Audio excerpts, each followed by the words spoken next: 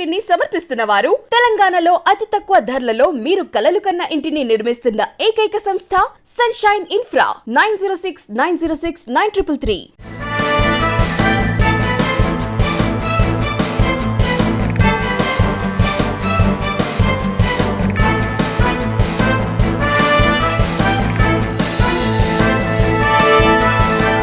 నమస్తే, welcome to V3 news. లక్ష్యం సమాజహితం. నేను తులసిరామ్. ముందుగా బులెటిన్ హెడ్లైన్స్. గాయత్రీదేవి అవతారంలో అమ్మవారు దర్శించుకున్న మంత్రులు.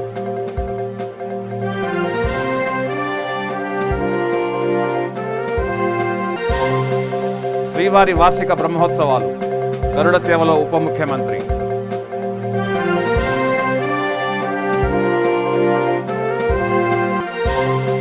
విజయనగరంలో ఏనుగుల బీభత్సం. పశువులపై దాడి చేసి చంపిన వైనం.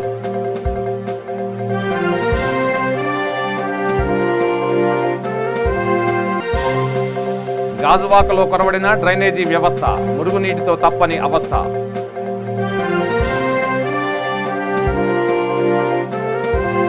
ఇక డీటెయిల్స్ లోకి వెళ్తే, నెల్లూరు జిల్లాలో ప్రసిద్ధి చెందిన వాసవి ఆలయాన్ని మంత్రులు దర్శించుకున్నారు. మంత్రి అనిల్తో పాటుగా మంత్రి వేంపల్లి శ్రీనివాస్ దర్శించుకుని ప్రత్యేక పూజలు చేశారు. గాయత్రీదేవి అవతారంలో అమ్మవారు భక్తులకు కరుణా కటాక్షాలను అందించారు. అమ్మవారిని 5 కోట్ల రూపాయల కరెన్సీతో అలంకరిస్తామని మంత్రి తెలిపారు.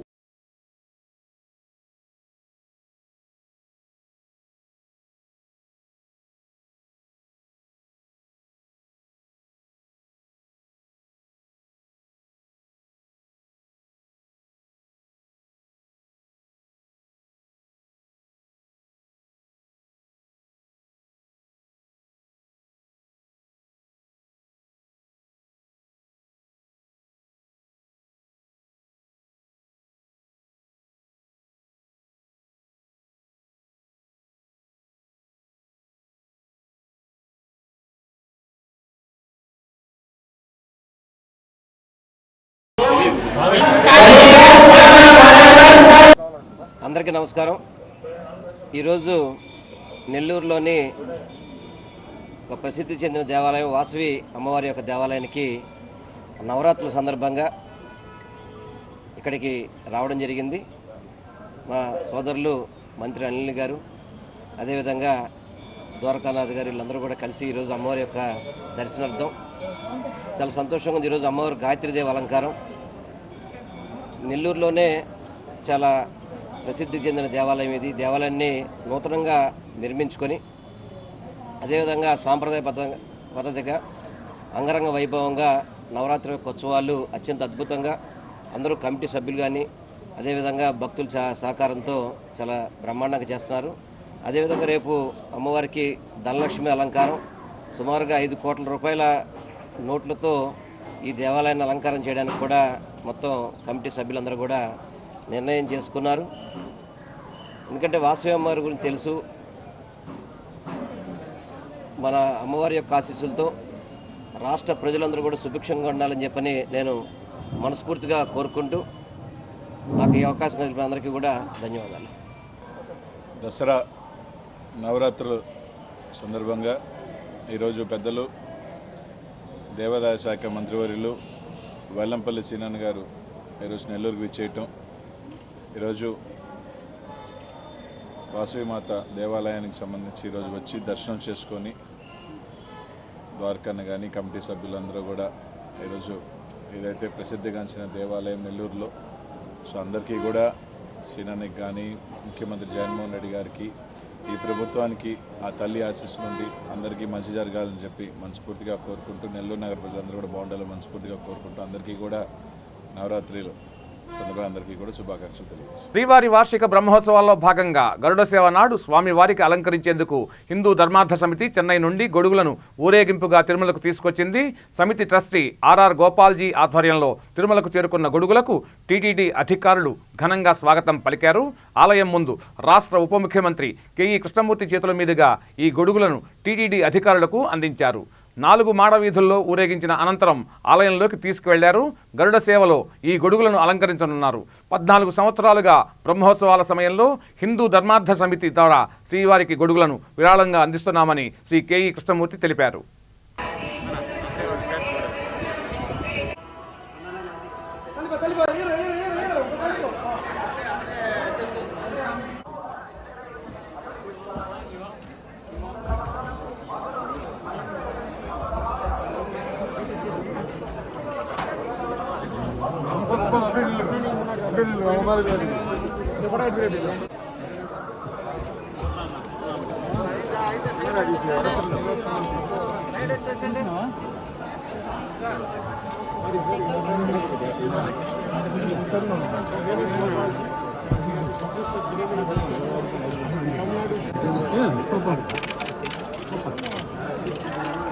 போயிட்டீங்கன்னா நல்லா ஈஸியாக இருக்கலாம்.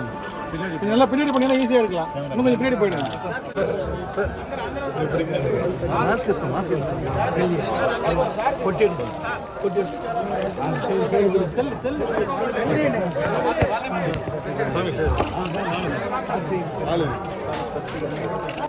Hindu Dharmartha Samiti, on behalf of Hindu Dharmartha Samiti, every year for the last 17 years during Brahmotsa, we donate 11 decorated umbrellas to Lord Malayappa Swami on behalf of people of Tamil Nadu. Every year we used to have a grand procession where more than 20 lakh people participate and more than 5,000 places reception is given. But last 2 years, due to COVID restrictions, procession has not taken place.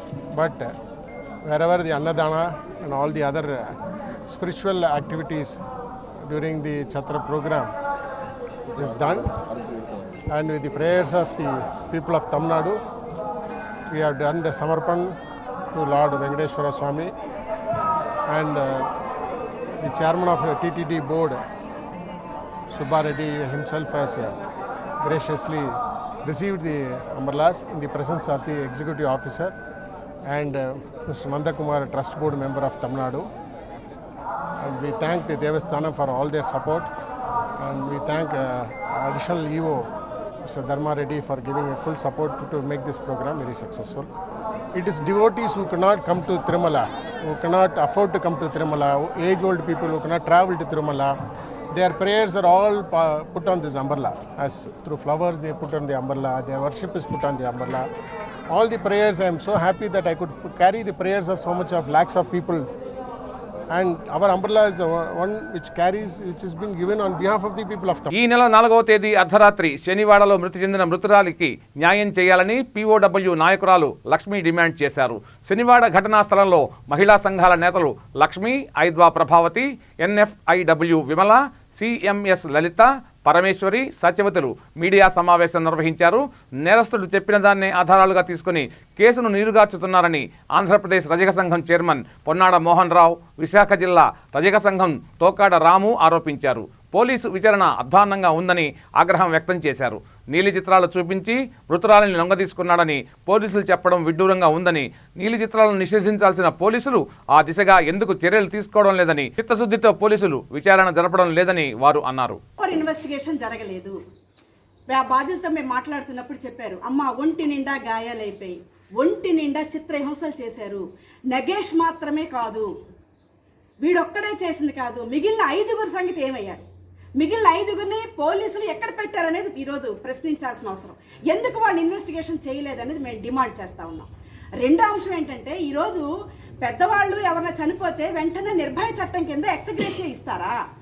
ఒక రజక పిల్ల, అందమైన చిన్న పిల్ల, ఆ పిల్లని చూస్తే అసలు నిజంగా రాత్రి అంతా నిద్ర పట్టలేదు. ఆ ఫోటోలు చూస్తే పైనుంచి మేము ఒక చెక్క వేసాం, 10 ముక్కలైంది ఆ చెక్క.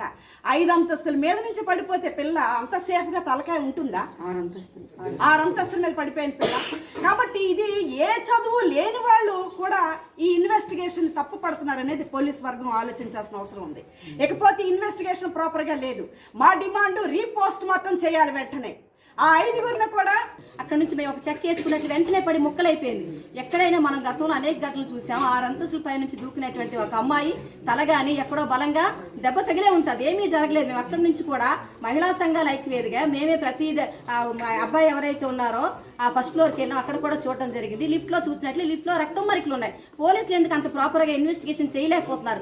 పోరాడు చేసుకున్న చట్టాలన్నీ కూడా డబ్బున్న వారి చేతులు చుట్టాలుగా మారిపోతున్న పరిస్థితి మనం చూస్తున్నాం.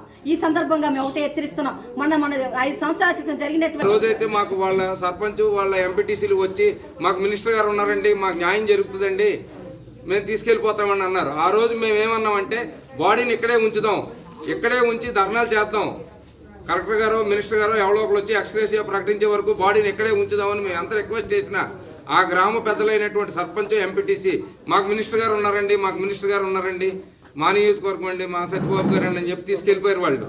ఈవేళ ఏం జరిగింది? అయ్యా బొత్స సత్యనారాయణ గారు, ఈ వేదిక ముఖంగా నేను కోరుకునేది ఏంటంటే మీ ఓటర్కి న్యాయం చేసుకోండి సార్. వాళ్ళు బతకడానికి మా దగ్గరికి వచ్చారు, వాళ్ళకి మేము ఒక అండగా ఉన్నాం. ఇక్కడ అసోసియేషన్ కానీ పెద్దలం కానీ వాళ్ళకి ఏ కష్టం వచ్చినా సుఖం వచ్చినా మేము అందుబాటులో ఉంటాం కాబట్టి మాకు తెలిసింది మాకు చేయగలిగింది మేము చేస్తాం. కానీ మీ నియోజకవర్గంలో మీ ఓటర్కి ఇంత అన్యాయం జరిగినప్పుడు మీరు ఒక్క పేపర్ స్టేట్మెంట్ లేదు సార్, ఒక స్పందన లేదు. ఏంటి సార్ ఇది? ఎవరికీ తెలియదు. వేశారు, వేసిన దానికి రుజువేంటి? ఎవరో అక్కడ ఒక 5 అబ్బాయిలను ఉద్దేశించి వాళ్ళు ఫేవర్గా చేస్తూ మాట్లాడుతున్నారే తప్పించి కానీ వాళ్ళ తల్లిదండ్రులు ఏ మీడియం మీదకని వచ్చి మా అమ్మాయి పైనుంచి దూకింది, దీనికి మేము యాక్సెప్ట్ చేసాం, మా అమ్మాయిదే తప్పు అని ఎక్కడైనా అన్నారా? వాళ్ళ నాన్నగారు నోరు ఎందుకు ముయించారు? వాళ్ళ నాన్నగారు ఎందుకు మాట్లాడలేకపోతున్నారు? ఒక కన్న తండ్రి కూతురు చనిపోతే ఆ బాధ అతనిలోకి రానివ్వకుండా ఎవరు తన వెనకుండి ఏదో తను బెదిరించారు అని నేనైతే అనుకుంటున్నాను. వాళ్ళ చిన్నోళ్ళని వాళ్ళకి న్యాయం. కర్నూలు జిల్లా చాగలమర్రి గ్రామంలో జట్టివారి కేశఖండన ఆహ్వానంతో భూమా వారసుడు భూమా జగత్ విఖ్యాత రెడ్డి చాగలమర్రి గ్రామానికి వచ్చారు. జట్టివారి కుటుంబం భూమా కుటుంబానికి అత్యంత సన్నిహితం. జట్టి సుధాకర్ సోదరుడి కూతురు పుట్టు వెంట్రుకల కార్యక్రమానికి హాజరయ్యారు.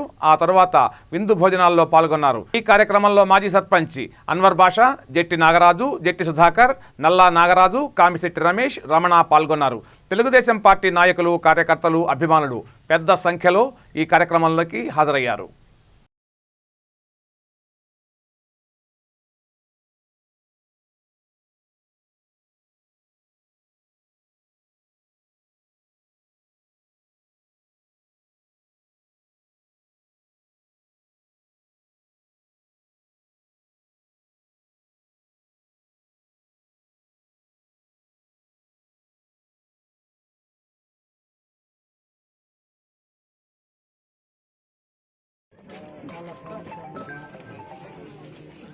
అన్న చేతినా కొంచెం క్లోజ్ చూడాలి.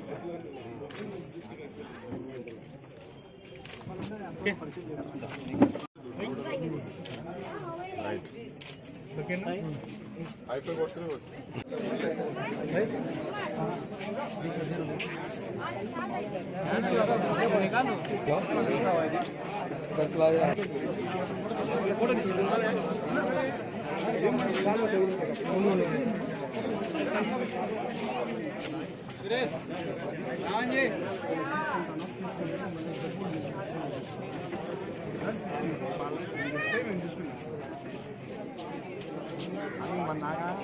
తూర్పుగోదావరి జిల్లా కాకినాడ నగరంలో జిల్లా ఎస్పీ ఎం రవీంద్రనాథ్ బాబు ఆదేశాలతో నాటుసారా, అక్రమ మద్యం అమ్మకాల నిర్మూలనే లక్ష్యంగా దాడులు చేస్తున్నారు.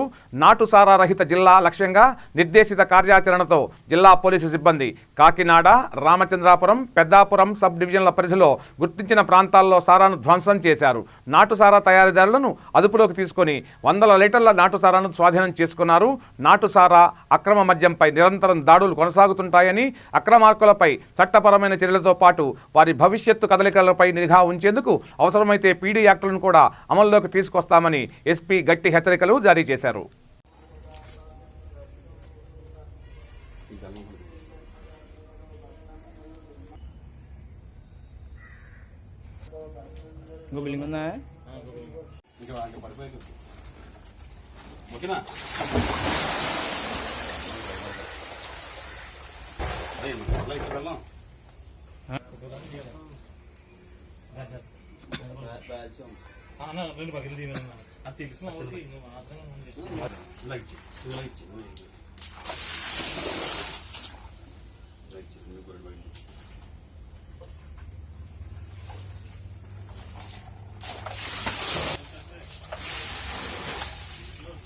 విజయనగరం జిల్లా కురుపాం నియోజకవర్గం కొమరాడ మండలంలో 2 దూడలపై రాత్రి 1 గంట సమయంలో ఏనుగులు దాడి చేసి చంపాయి. దీంతో కొమరాడ మండలం దుగ్గి గ్రామస్తులు వణికిపోతున్నారు. 5 ఏనుగులు బాసంగి గ్రామం వైపు, 1 ఏనుగు అర్థం దుగ్గి గుణానపురం గ్రామాల వద్ద తిరుగుతున్నాయని గ్రామస్తులు చెప్పారు.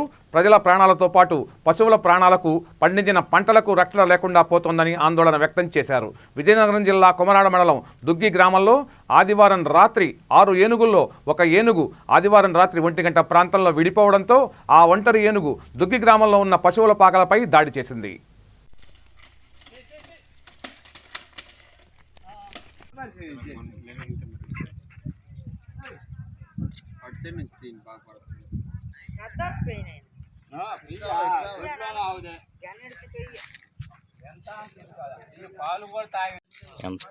ఏడు చేస్తాం ఇలా మా ఆవులు కడితే మామూలు ఇవన్నీ దెబ్బలే చూసాయి గొగ్గులు పెడతాను మళ్ళీ ఎక్కడ కట్టామా మా శ్రీనాథ్ ఇంటికాడ కట్టాం మాది వచ్చి ఇదేసాడు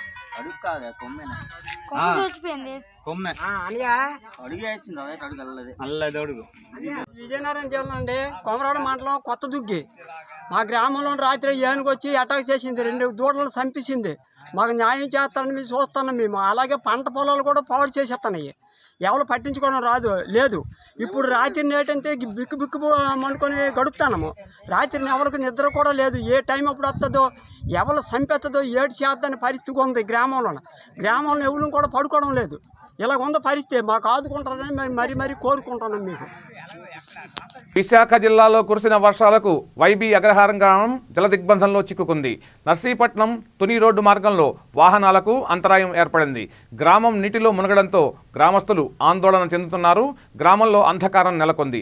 ఎగువన కురిసిన భారీ వర్షాలు గ్రామ సమీపంలో ఉన్న గట్టు విరిగి పడడంతో గ్రామంలోకి నీరు చేరుకుంది. దీంతో గ్రామస్తులు భయంతో వణికిపోతున్నారు. ఒక పక్క చీకటి, మరో పక్క వరద నీరు. ఏం జరుగుతుందో తెలియక జనం ఆందోళన చెందుతున్నారు.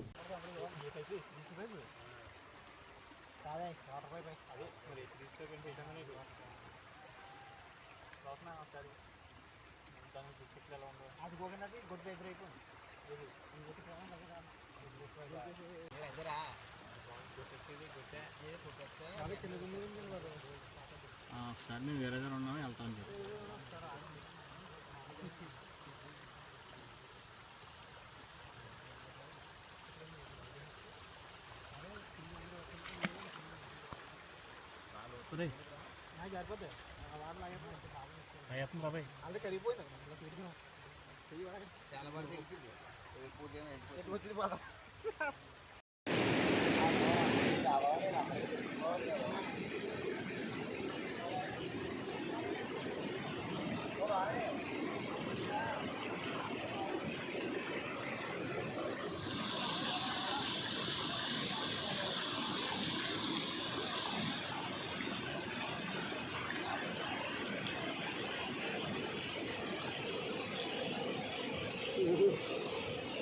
ఆంధ్రప్రదేశ్ ప్రభుత్వ ఉద్యోగుల సంఘం విశాఖ జిల్లా కార్యవర్గ సమావేశం జిల్లా పరిషత్ సమావేశ మందిరంలో నిర్వహించారు. ఈ సమావేశానికి ముఖ్య అతిథిగా రాష్ట్ర ప్రధాన కార్యదర్శి ఆస్కార్ రావు హాజరయ్యారు. ఆయన ఆంధ్రప్రదేశ్ ప్రభుత్వ ఉద్యోగుల సంఘం తరఫున మాట్లాడారు. ఈ సంఘం 2019 సంవత్సరంలో గుర్తింపు పొందిందని, అట్టడుగు స్థాయిలో ఉన్న ఆఫీస్ సబార్డినేట్ అటెండర్ స్థాయి నుంచి గ్రూప్ 1 అధికారుల వరకు ప్రభుత్వ ఖజానా నుండి జీతం తీసుకుంటూ ఉద్యోగ నిర్వహణలో ఉండే ప్రతి ఒక్కరూ 1,00,000కు పైగా సభ్యులు కలిగి ఉన్నారని తెలిపారు. ప్రభుత్వం స్పందించడం లేదని, తమ సభ్యులు అందరితో సమావేశమై ఉద్యమం చేస్తామని హెచ్చరించారు. ఐఏఎస్ అధికారులు చులకన చేసి మాట్లాడుతున్నారని, ఏకవచనంతో పిలుస్తున్నారని, అందరి ముందు వేధిస్తున్నారని ఆవేదన వ్యక్తం చేశారు. పిఆర్సీని అమలు చేయడానికి సిఫార్సులు ఇవ్వరా, కాంట్రాక్ట్ ఉద్యోగుల మీద రిపోర్ట్ ఇవ్వరా, కమిటీలు వేసి కూర్చుంటారా, కాలయాపన చేస్తారా? మీ ఇష్టానుసారంగా మీరు నడుపుకుంటూ పోతే ఉద్యోగులు ఇక్కడ చూస్తూ కూర్చుంటే మరి ఊరుకోదని చెప్పేసి ఇవాళ హెచ్చరిస్తా ఉన్నాం. అలాగే మరి ముఖ్యంగా గ్రామ వార్డు సచివాలయ ఉద్యోగాలు ఇచ్చి ఉద్యోగం ఇచ్చిన ప్రభుత్వాన్ని గుసగుసలాడుకుంటూ తిట్టుకునేటువంటి అసంబద్ధమైన నిర్ణయాలు ఐఏఎస్లు చేస్తూ ఉన్నారు. మరి డిపార్ట్మెంట్ టెస్టులు అని చెప్పి సర్వీస్ రూల్స్ ఉన్న శాఖలకు కూడా డిపార్ట్మెంట్ టెస్ట్ అంటూ ఉన్నారు. మా యొక్క డిమాండ్ మేరకు క్రెడిట్ బేస్డ్ అసెస్మెంట్ టెస్ట్ను రద్దు చేసినట్టుగానే డిపార్ట్మెంట్ టెస్టులు ఏమీ నిర్వహించకుండా బేషరతుగా గ్రామ వార్డు సచివాలయ ఉద్యోగులను మొత్తం రెగ్యులేట్ చేయాలని చెప్పి కోరుతా ఉన్నాము.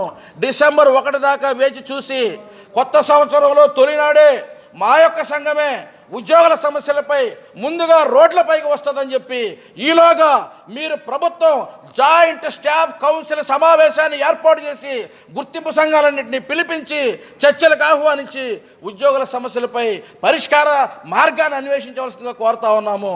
15 సంవత్సరాలైంది జాయింట్ స్టాఫ్ కౌన్సిల్ జరిగి, మరి ఈవేళ ఉద్యోగ సంఘాలన్నీ కూడా జరిపించలేకపోయాయి.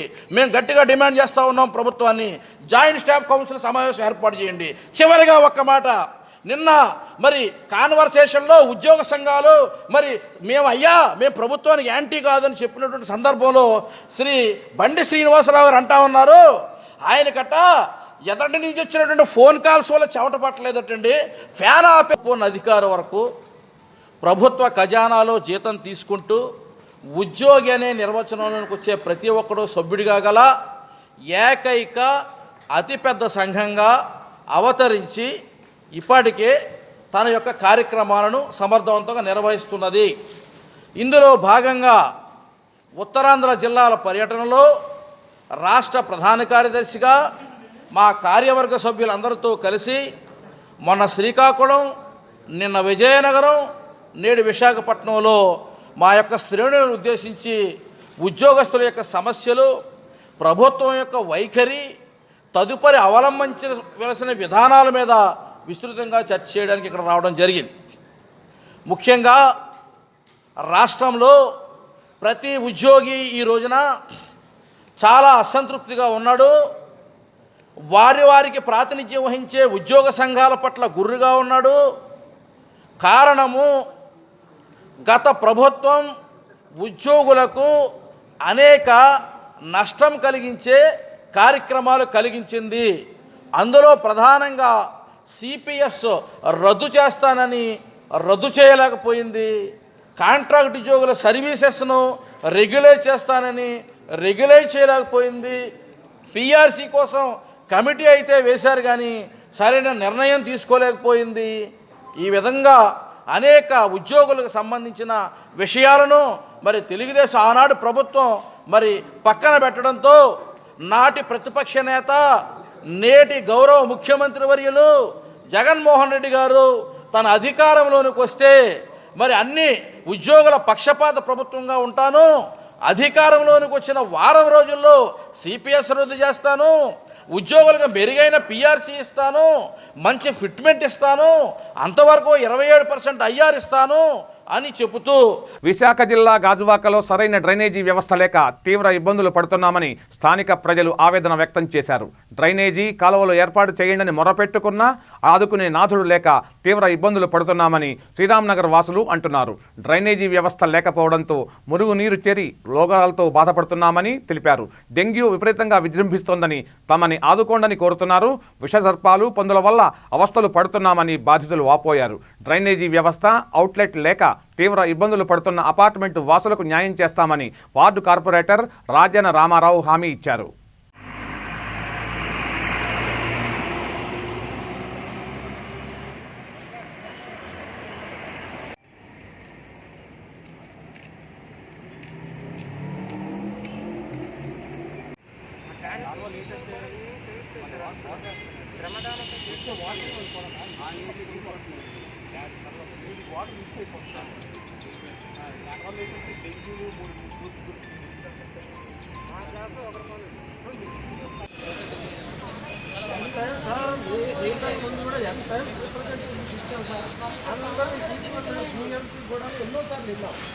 వీళ్ళ కూడా అప్రోచ్ చేస్తాం, అందరూ వచ్చేసి సర్వే చేస్తారు. ఇక్కడ నుంచే రైలు పట్టాలకు తిరిగాం, 3 నెలలు చేస్తాం. ఏమి లేదండి.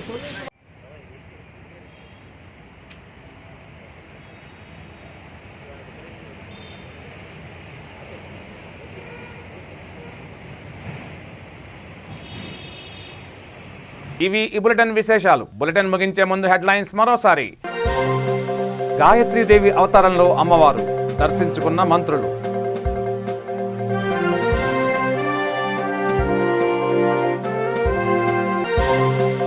శ్రీవారి వార్షిక బ్రహ్మోత్సవాలు, గరుడ సేవలో ఉప ముఖ్యమంత్రి.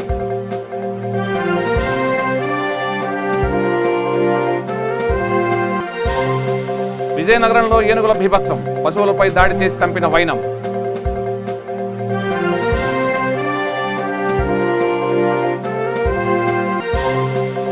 గాజువాకలో కొరవడిన డ్రైనేజీ వ్యవస్థ, మురుగునీటితో తప్పని అవస్థ.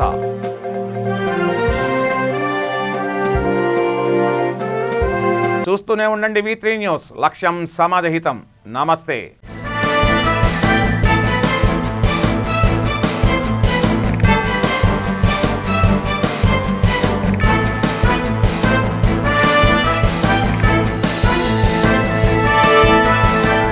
ఈ బులెటిన్ ని సమర్పిస్తున్న వారు తెలంగాణలో అతి తక్కువ ధరలలో మీరు కలలు కన్న ఇంటిని నిర్మిస్తున్న ఏకైక సంస్థ సన్షైన్ ఇన్ఫ్రా. 9069069333.